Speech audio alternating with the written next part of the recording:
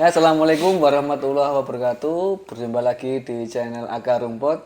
Ya, kali ini saya tidak sendiri ya bersama teman saya yaitu siapa namanya Mas? Kalau Fatah. beritahu Mas Fatah Iya, ya, Fatah. Mas Fatah Yasin. Nah, ini Mas Fatah Yasin ini adalah selaku pendamping sosial PKH di Kecamatan Dukun ya, Mas Fatah ya. Gimana kabarnya Mas Fatah? Alhamdulillah baik, Mas Febri. Alhamdulillah ini. Mas Febri sehat? Tak? Alhamdulillah saya sehat Alhamdulillah. dan selalu bersemangat kalau ada Mas Fatah ini. Wah, Wah, luar biasa nih. oh, tambah nama. Tambah nama. Oke. Mas Fatah ini kalau boleh tahu sudah berapa lama ini di PKH? Pendamping Eh, sosial PKH ini. saya di PKH sudah sejak 2012, Mas. Jadi 2012. dihitung-hitung ya sekarang 2022 ya sekitar 10 tahunan ya. 10 tahun. 10 Wah, tahun, ya. 10 tahun ini sudah coro upama apa itu pengalaman sudah sangat banyak sekali. Masalahnya sudah 10 tahun. Berarti semenjak berdirinya atau semenjak PKH ada di Magelang, ini Mas Fatah merupakan apa ya ini? Cara anu ini babat alas apa? Anu, dedengkot. Dedengkot. Oh, dedengkot. Mbak Reksa. Sing Mbak Reksa nang PKH Kecamatan Dukun. Paling tertua ini Mas Fatah. Nah, tadi tentunya dalam mendampingi KPM selama 10 tahun ini tentunya banyak kisah, banyak lika-liku. Mungkin bisa sedikit diceritakan Mas Fatah. Ya, terima kasih. Ya. Untuk perjalanan sejak 2012 sih sebenarnya di PKH itu banyak sekali. Hampir saya mengingat-ingat itu sulit, Mas Febri. Jadi yang menarik apa, yang tidak menarik apa itu sebenarnya banyak sekali. Tapi yang membuat saya berkesan mendampingi ibu-ibu KPM PKH khususnya di Kecamatan Dukun ini, saya jadi lebih banyak saudara, Mas Febri. Terutama dari keluarga-keluarga yang kurang mampu atau prasejahtera. Saya banyak belajar, saya banyak menimba ilmu dari ibu-ibu KPM PKH. Luar biasa karena mereka secara pengalaman hidup itu mungkin lebih jam terbangnya lebih tinggi dibandingkan saya yang masih kecil. Nah, karena mayoritas yang saya dampingi memang usianya mungkin lebih sepuh dari saya, jadi mungkin lebih senior dalam menjalani pahit getirnya hidup. Jadi saya mungkin yang sangat berkesan di bekerja di PKH ini adalah saya senang menimba ilmu dan menimba pengalaman dari ibu-ibu KPM PKH yang luar biasa sekali. Oh, luar biasa. Jadi selama 10 tahun memang kiprahnya pendamping PKH khususnya Mas Fatah ini dalam mendampingi KPM PKH tentunya banyak kisah dan tadi sudah diceritakan banyak hal positif ya terutama tentang kehidupan. Artinya itu merupakan sebuah apa ya ilmu yang kita tidak bisa diperoleh lewat bangku sekolah ya Mas ya. Betul Jadi sekali. di situ sangat luar biasa, kita langsung terjun langsung. Kalau pendamping itu terjun langsung ke lapangan ya Mas. Maksudnya ke KPM atau gimana cara mendampinginya seperti apa Mas Fatah kalau boleh tahu? Untuk pendamping PKH namanya saja pendamping, berarti kan ada yang didampingi. Nah, yang didampingi adalah itu tadi sudah saya ceritakan, yang kita dampingi adalah ibu-ibu KPM PKH yang notabene nuwun sewu itu dari keluarga yang prasejahtera. Dan teknik atau metode pendampingannya ya salah satunya adalah kita setiap bulan itu ada yang namanya bisnis proses, namanya adalah pertemuan bulanan atau pertemuan P2K2. Jadi di situ mungkin menjadi ajang pendamping untuk mendampingi ibu-ibu KPM PKH.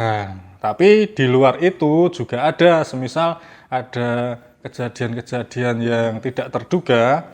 Misalnya kok yang sering terjadi Mas Febri di masa-masa peralihan dulu itu belum memakai ATM, sekarang memakai ATM. Nah, itu kan banyak sekali ibu-ibu KPM PKH itu yang nuwun sewu yang mungkin sudah rada sepuh. Nah, itu kan sering tidak atau belum paham cara menggunakan ATM PKH atau KKS itu. Nah, jadi ketika menggunakan pas memasukkan PIN kadang keliru terus keblokir, atau mungkin KKS-nya itu lali lendekeke terus hilang dan lain sebagainya. Nah, itu pendamping ada yang namanya teknik langsung home visit.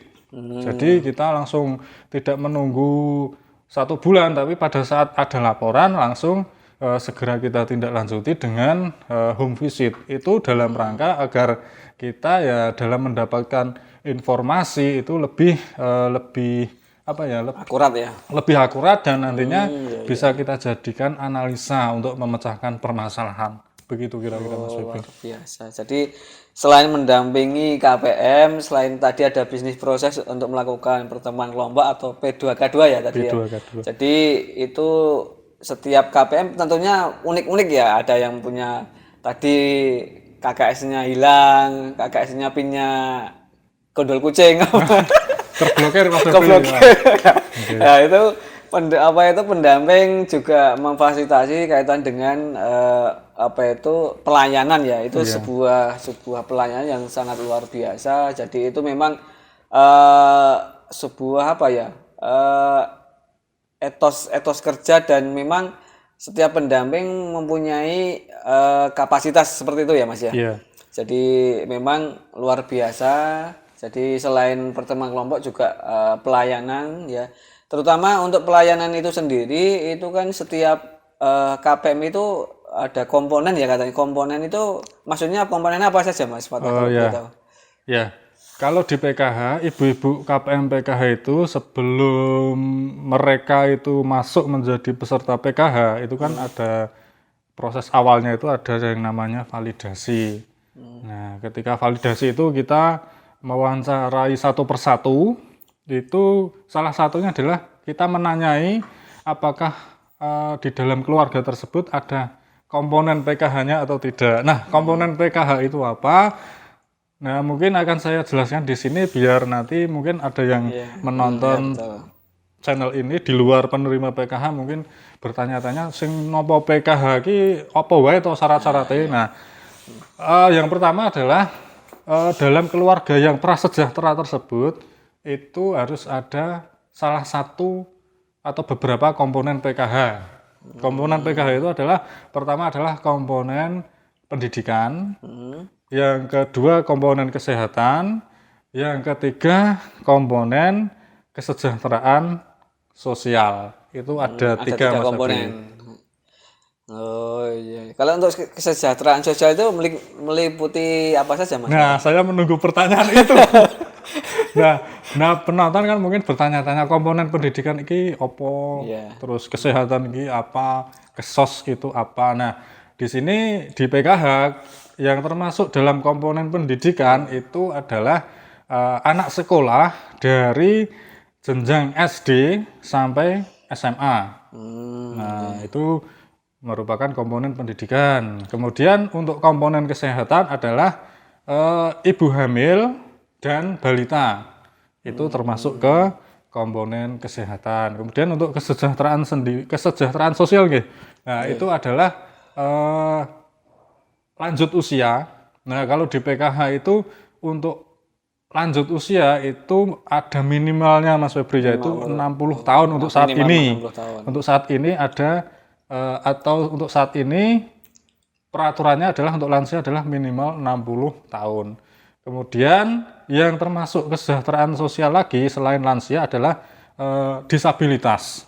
Jadi ketika dalam satu KK itu ada salah satu yang saya sebutkan tadi, apakah itu termasuk ke komponen pendidikan atau komponen kesehatan atau komponen kesejahteraan sosial. Nah, PKH itu adalah memberi bantuan ke komponen-komponen tersebut.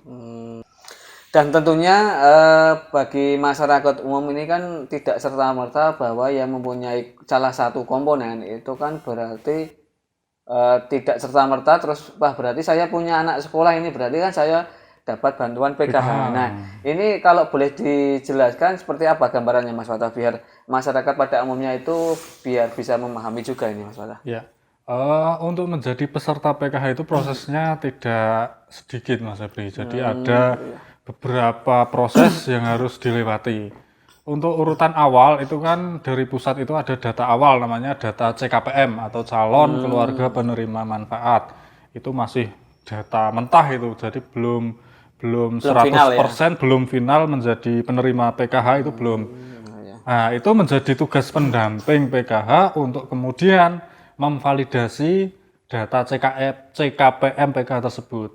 Nah, jadi setelah itu pendamping melakukan namanya validasi. Kita biasanya melakukan proses validasi itu dengan door to door atau home visit, satu persatu rumah yang sesuai dengan data CKPM tadi. Kita kunjungi satu persatu, rumah per rumah, door to door, bahkan sampai jam 2 malam, jam 2 Pernah pagi juga itu jam pernah berapa? itu. Oh iya. Jadi Luar biasa wis do turu kita dodok lawange. Nah, itu hanya Menarik sekali. demi agar data CKPM itu valid. Agar akurat ya. Agar akurat, informasi yang kita dapat memang harus benar-benar valid. Jangan sampai salah sasaran, jangan sampai itu tadi salah apa ya? Salah tompo. Gitu, salah tompo. salah Nanti tompo, jadi salah tompo. Nah, jadi kita memang harus apa? Kita harus fight, kita harus kerja keras, tidak kenal lelah, tidak kenal waktu. Ya intinya kita seperti Bandung Bondowoso itu. Memang ada deadline-nya tuh Mas Fatah. Kalau sampai jam 2 iya, itu jam 2 karena besoknya harus selesai. harus Mau nggak mau dikirim. harus selesai. Ya. Jadi Luar biasa. di dalam home visit itu, dalam kunjungan rumah itu kita melakukan beberapa proses juga, Mas Febri. Jadi ada proses tanya jawab yang jelas. Yang jelas tanya jawab, kita juga melihat kondisi fisik sekitarnya, rumahnya bagaimana, lantainya sudah keramik atau masih tanah, dindingnya terbuat dari apa, atapnya dari apa.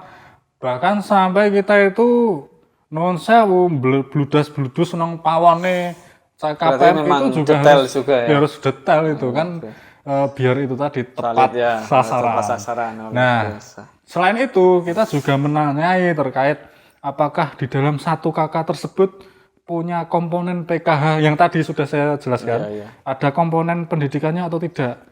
Atau mungkin punya komponen kesehatan atau tidak, atau mungkin punya komponen SOS atau kesejahteraan sosial atau tidak. Itu semua informasi tersebut harus kita kantongi untuk menjadi bukti bahwa kita sudah melakukan validasi dengan CKPM penerima manfaat tadi. Dan harus ada buktinya itu Mas Fatah. Harus Kalau ada anak bukti. sekolah di mana gitu ya. Itu betul sekali. Jadi kita tidak hanya sekedar menerima informasi dari CKM tersebut, Mas aku meteng. Sapa ngerti meng disubal bantal. Ya. Jadi harus ada bukti administrasinya Mas Febri. Bukti administrasinya adalah ada tidak buku apa itu KMS yang setiap bulan kan untuk ibu hamil kan selalu memeriksakan entah itu ke posyandu atau ke bidan desa itu kan harus membawa buku KMS. Nah, misalnya ada itu harus kita minta fotokopinya untuk data dukung atau data administrasi. Atau mungkin ngakunya punya anak sekolah. Kalau punya anak sekolah ada tidak bukti yang menunjukkan secara administrasi bahwa anak ibu sekolah? Mungkin dengan fotokopi rapot. Nah, atau surat keterangan dulu masuk di SMA mana itu juga bisa. Itu juga harus kita kantongi sebagai bukti administrasi. Untuk balita, kalau untuk balita kan buktinya adalah biasanya balita itu setiap bulan melakukan posyandu ya. Posyandu ya, Nah, ada posyandu. dengan posyandu itu kan harus setiap yang punya balita itu punya buku KIA. Oh, kartu ibu anak itu ya. Kartu ibu anak. Nah, itu harus difotokopi dan kita bawa untuk dilampirkan seperti itu Mas Febri. Gitu ya. Nah, untuk lansia misalnya punya lansia ya, kita kan di dalam KK kan ada tanggal lahir lansia. Apakah sudah masuk minimal 60 tahun atau belum? Nah, itu bisa dilihat dari fotokopi KK-nya atau fotokopi KTP ya. Itu dua-duanya juga harus kita kantongi juga. Berarti luar biasa ini tidak hanya serta-merta ditanyakan langsung oh saya hamil, ternyata dijebak bantal ya. Ya, tapi non sewu saya potong Mas Febri. Untuk pendamping PKH sendiri kapasitasnya dalam menentukan CKPM itu nanti akan lolos atau tidaknya itu tidak berada di tangan pendamping PKH. Pendamping PKH itu hanya kapasitasnya adalah melakukan teknis di lapangan dengan memvalidasi calon KPM itu tadi. Nah, informasi-informasi yang sudah kita kantongi tadi kita nanti kirim ke pusat. Tujuannya apa? Agar bantuan yang digelontorkan pemerintah itu tidak salah sasaran, tidak salah penggunaan, gitu. Terus tidak salah apa itu yang satu? Salah jumlah. Salah jumlah juga. Iya. Oh, Nah, luar hubungannya biasa. nek salah jumlah yaitu jumlah yang tadi kan sesuai dengan Komponen.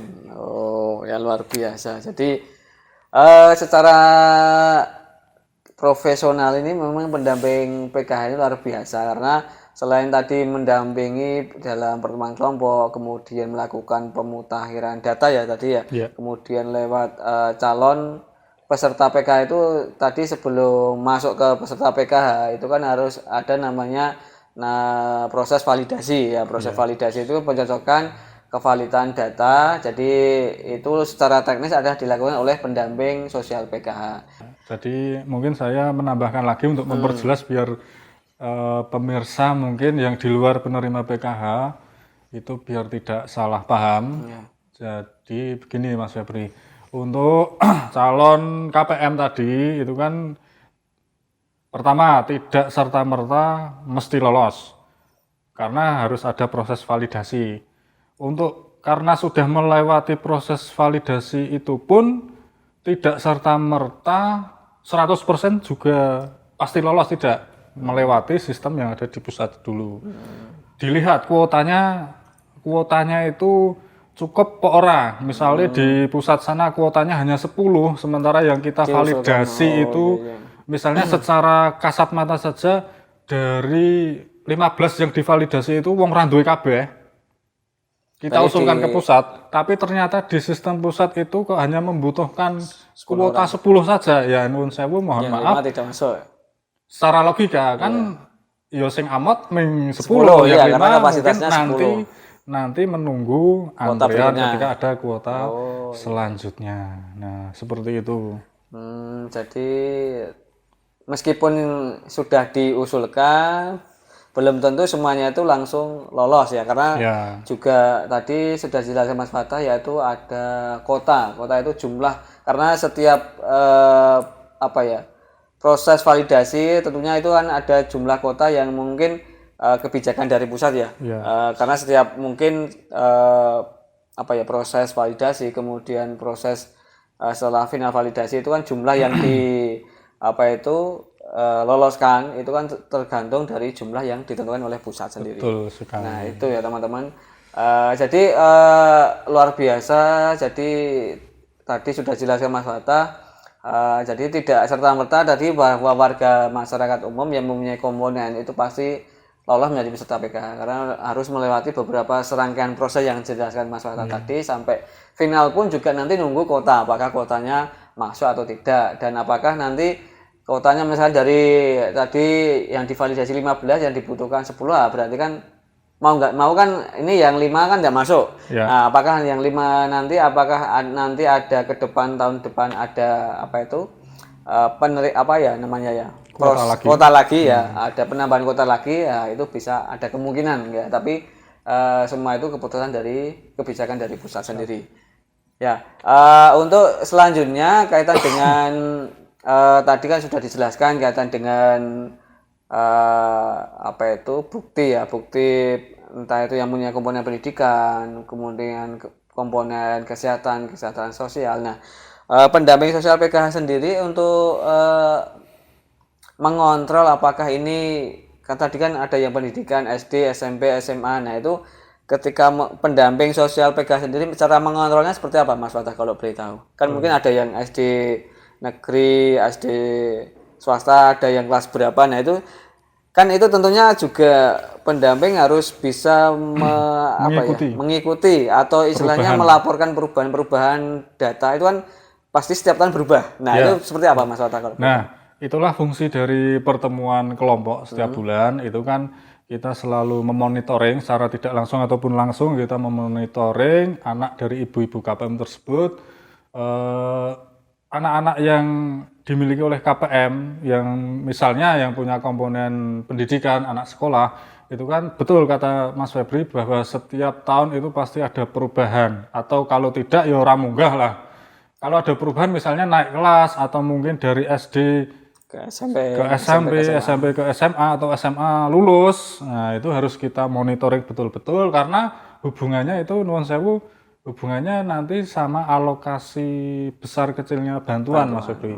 Nah, jadi kita dalam memonitoringnya, mengontrolnya itu lewat itu setiap tahun itu KPM PKH punya kewajiban untuk melaporkan setiap kali ada komponen PKH-nya yang berubah itu harus dilaporkan dengan bukti administrasi. Misalnya anaknya wis munggah wingi kelas 1 dadi kelas loro.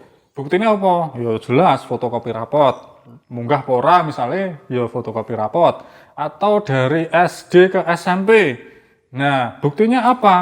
Ya buktinya surat keterangan yang menjelaskan bahwa anak ibu sudah masuk di SMP A, B, C dan lain sebagainya.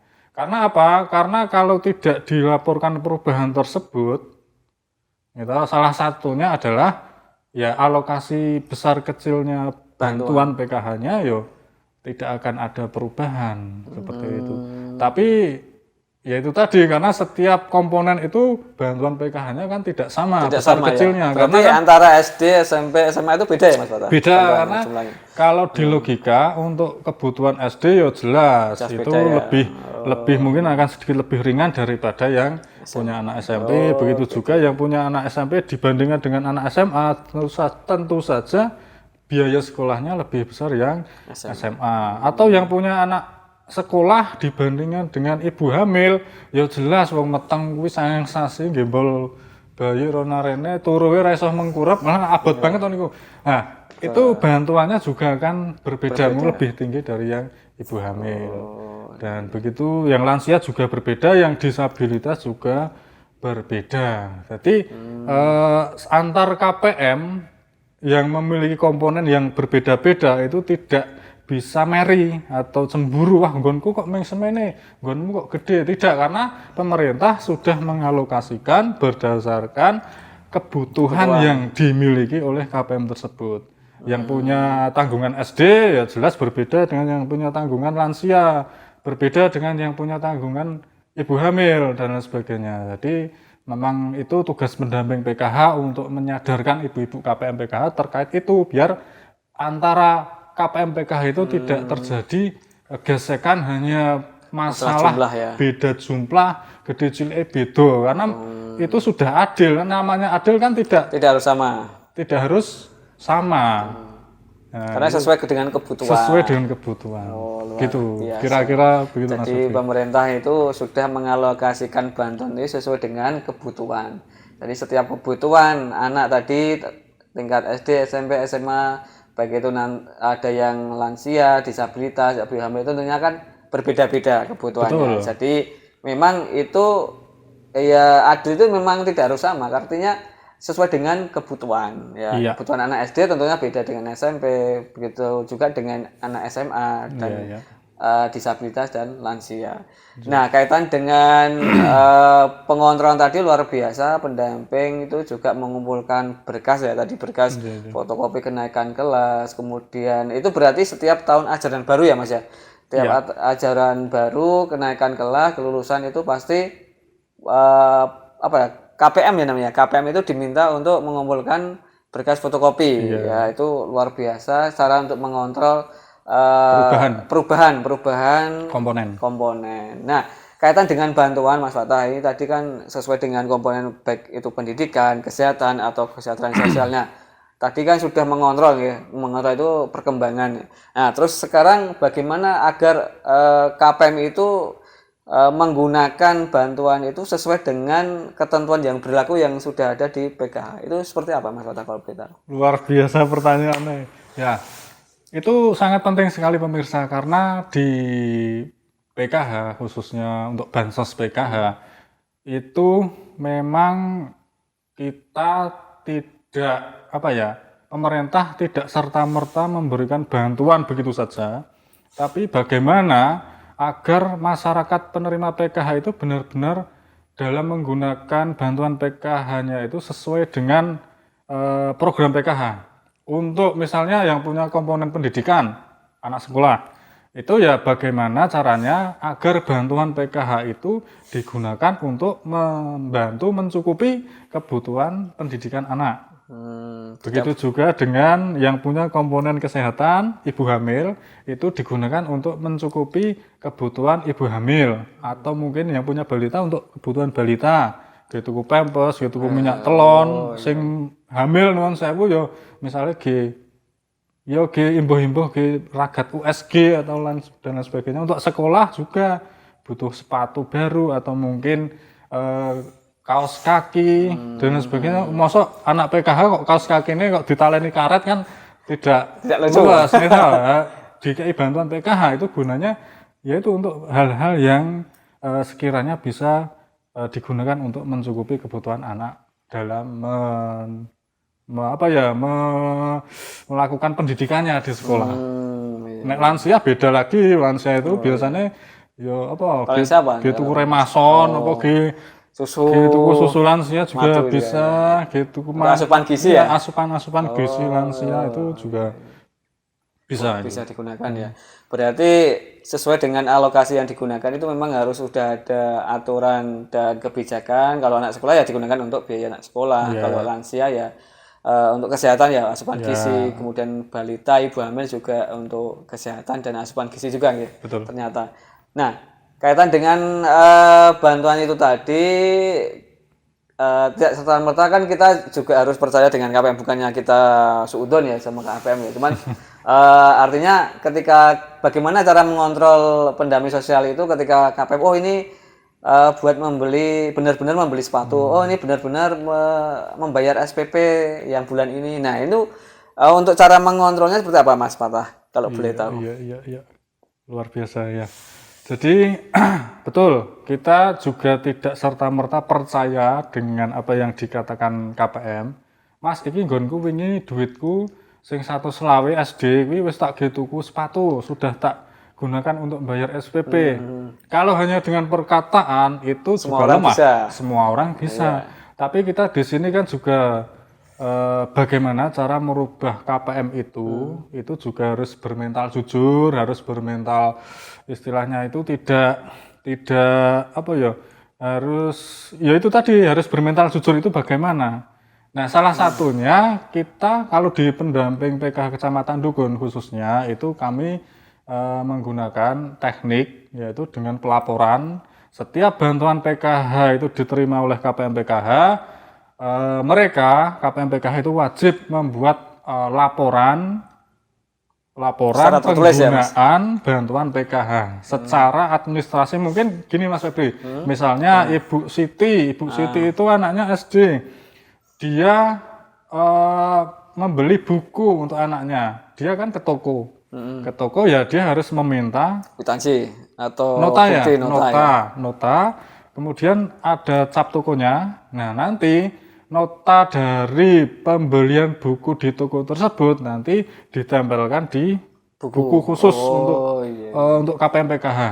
Itu buku yang namanya kalau kita menamai dengan buku laporan penggunaan bantuan PKH. Itu untuk kalau di PKH Kecamatan Dukun itu mayoritas sudah kita terapkan dan alhamdulillah ya kalau melihat dari antusias mereka dalam menggunakan bantuan PKH mungkin bisa dikatakan 99,09% itu tepat guna begitu Mas Febri. Oh ya luar biasa. Jadi selain penggunaan juga dikontrol setiap habis penyaluran ya bantuan, terus nanti setiap pertemuan itu pendamping sosial PKH khususnya di Kecamatan Dukun itu meminta laporan dari KPM atas penggunaan bantuannya untuk apa saja. Nah, tadi sudah dibikin format ya dari pendamping Kecamatan Dukun itu.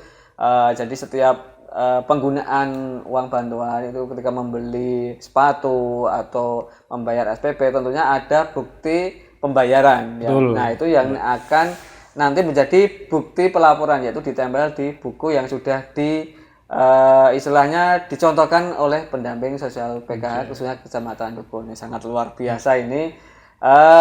Berarti untuk pelaporan, kemudian pengontrolan, kemudian secara teknis juga luar biasa. Saya kira ini memang bantuan yang kalau PKH ini selain tidak hanya sekedar mendampingi, tapi secara kompleks ya tadi menumbuhkan sebuah arti sebuah kejujuran. Jadi KPM itu nanti bagaimana agar SDM KPM itu jujur, mandiri. Itu salah satunya adalah tadi adalah pelaporan. Karena dengan adanya pelaporan itu KPM itu merasa apa ya?